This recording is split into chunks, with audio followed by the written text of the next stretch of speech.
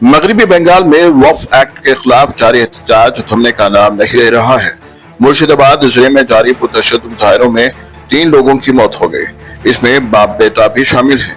ये दोनों शमशेरगंज ब्लॉक के जफराबाद में हुए तशद्दुद में मारे गए थे। इन दोनों की लाशें उनके घर से मिली हैं।